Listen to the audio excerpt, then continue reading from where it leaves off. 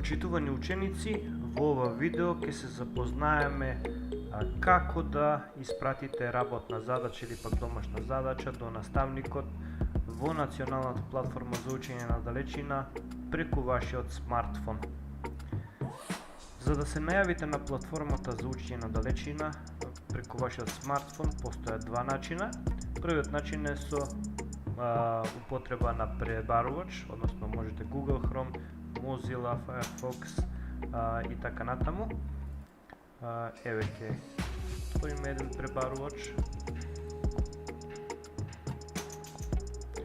и најпрво во адресата ја запишуваме адресата до националната платформа lms.schools.mk. Кликаме Enter и ќе ни се отвори првата страница каде што ќе го внесеме нашето корисничко име кое што го добивме од нашето училиште.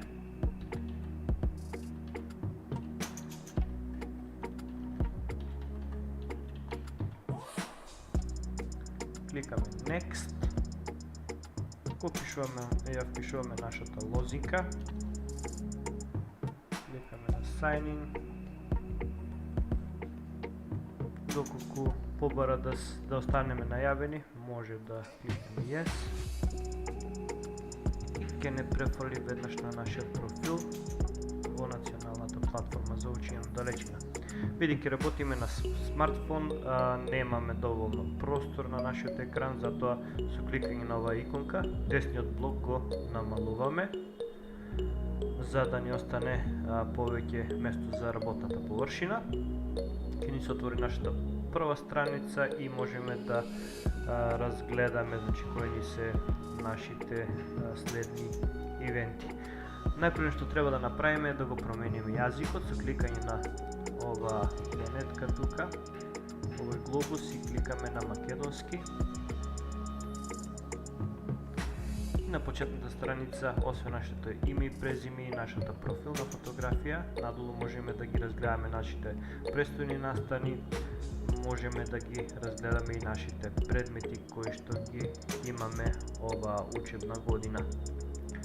На левата страна ќе забележите се наоѓа нашето мени. Со кликање врз него да се вратите на вашата почетна страница или пак на календарот со настани.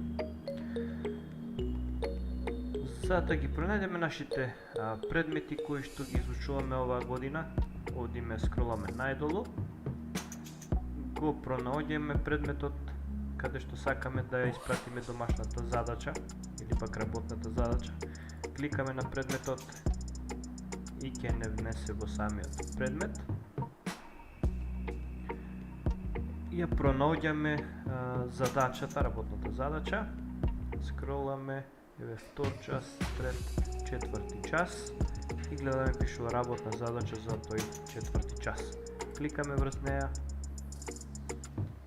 Значи рековме, ќе забележиме дека не сме испратили ниту еднаш. Еве во статусот без обид, не е оценет од нашиот наставник и ќе забележиме кога ни е крајниот рок на испраќање и за колку денови, колку часови. Можеме да впишеме и коментар во ова поле и да го снимиме коментарот, да го испратиме до наставникот. За да испратите фотографија, документ или пак некој текст, како домашна задача или како работна задача, кликаме на копчето додади поднесување и ќе ни се отворат две можности каде што во првото поле, доколку дозволува наставникот, ќе имате можност за да внесете некој текст. Во второто поле имате можност да внесете некој файл. Доколку сте еве во нашиот случај цртежот, доколку сте го аплодирали на друго место и сакате преку друг сервис да испратите линк, копирате линкот и го испраќате тука.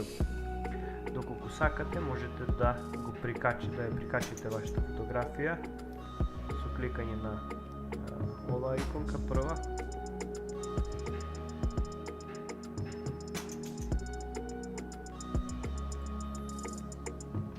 логин преку OneDrive и автоматски ќе ви најави. Одите Upload New File, кликате Choose File за да го пронајдете файлот од вашиот смартфон. Ја пронаѓате фотографијата, кликате на неја и кликаме на качи ова датека. Откако ќе се прикачи, ќе забележиме долу дека е прикачена фотографијата од вашиот цртеж, кликаме на зачувај промени. Во зависност од нашиот интернет, може би ќе почекаме малку. И доколку наставникот наместил во поставките веднаш да се испраќа, гледаме дека пишува во статус доставено за оценување.